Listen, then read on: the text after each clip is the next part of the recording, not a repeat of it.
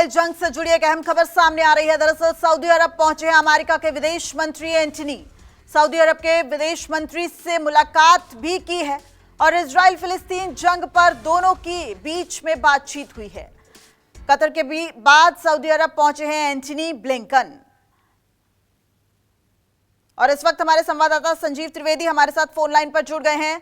संजीव, क्या माना जाए, युद्ध को फैलने से रोकने के लिए अमेरिकी विदेश मंत्री एंटनी ब्लिंकन की ये मुलाकात कितनी अहम हो सकती है? ये खाड़ी देशों की यात्रा पर है और सबसे पहले वो सॉलिडारिटी जताने के लिए इजराइल पहुंचे, लेकिन उसके बाद से आप उनकी यात्रा की जो ट्रेजेक्टरी है, जो मैप है, उसे आप देखें तो आपको समझ आ जाएगा कि बड़ी रणनीतिक यात्रा है ये। वो कोशिश ये कर रहे हैं कि ऐसे में जबकि बहुत से खाड़ी के देश इस बात को लेकर नाराज हैं कि इजराइल जिस तरह से फिलिस्तीन पर हमले बोल रहा है और हमले रोके जाने चाहिए, बहुत जगहों पर मांग है, ऐसा ना हो कि ये युद्ध फैल जाए और खाड़ी के देश फिलिस्तीन के तरफ से युद्ध में कूद पड़े। और इस कारण से वो कई जगहों पर घूम रहे हैं और सबसे पहले वो जॉर्डन गए और जॉर्डन में उन्होंने फिलिस्तीन जो अथॉरिटी है उसके प्रेसिडेंट महमूद अब्बास को बुलाया और वहां उनकी मुलाकात हुई। जॉर्डन के किंग अब्दुल्ला से भी मुलाकात हुई।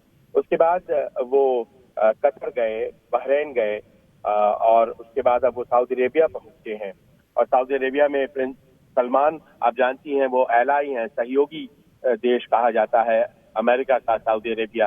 हालांकि वो नाराज है इस बात को लेकर कि जिस तरह से इजरायली कार्रवाई हो रही है, तो सबको मनाते हुए और इस बात को सुनिश्चित करते हुए कि कोई युद्ध न हो, वो कोशिश कर रहे हैं कि कोई बीच का रास्ता निकल सकता है क्या।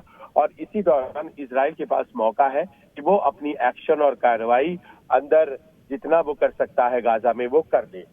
जो आखिरी स्टॉप होने जा रहा है एंटनी ब्लिंकन की यात्रा का, 6 देशों की यात्रा का, उसमें इजिप्ट है जो कि सबसे निर्णायक होगा। और वहां जाकर के भी वो कोशिश यही करेंगे कि ये युद्ध ज्यादा न फैले और कोई बीच का रास्ता हो तो वो निकल सके। बिल्कुल, देखिए, अरब देशों ने जिस तरीके से फिलिस्तीन को समर्थन किया है, इस बाबत ये बहुत अहम मुलाकात है। संजीव, एक और अहम मुद्दा है ऑयल आउटपुट का। जिस तरीके से सऊदी अरब ने पिछले कुछ समय में ऑयल आउटपुट कम किया है, उससे भी अमेरिका खासा नाराज दिख रहा है और दुनिया में पेट्रोल डीजल की कीमतें जो है वो भी बढ़ सकती हैं सऊदी अरब के इस फैसले से। तो क्या वो मुद्दा भी इस बातचीत का हिस्सा रह सकता है? देखिए, ये अपने आप में तय है कि जो वेस्ट एशिया की क्राइसिस है वो तेल के दामों को प्रभावित करेगी।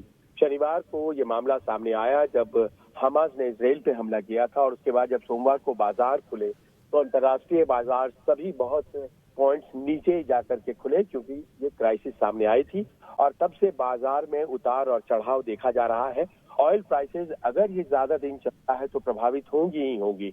हालांकि ये बात तय है कि न इजराइल और न ही फिलिस्तीन ऑयल प्रोड्यूसिंग एंटिटीज हैं, लेकिन ये भी तय है कि जितने खाड़ी के देश हैं वो तेल निर्यात करते हैं और इस कारण से दिक्कतें आ सकती हैं। कतर ने कहा है कि अगर बमबारी नहीं रुकती है तो फिर वो दुनिया को गैस सप्लाई बंद कर देगा। वहीं सऊदी अरेबिया भी यही मांग कर रहा है कि बमबारी खत्म होनी चाहिए। तो जो सेंटिमेंट्स है वो नेगेटिव हो रहे हैं और ऐसे में आप जानती हैं बाजार सेंटिमेंट्स पर चलता है। आने वाले दिनों में तेल के दाम बढ़ सकते हैं, जिसका खामियाजा भारत जैसे देश को भी भुगतना पड़ सकता है। बहुत बहुत शुक्रिया संजीव, आपका पूरी जानकारी देने के लिए।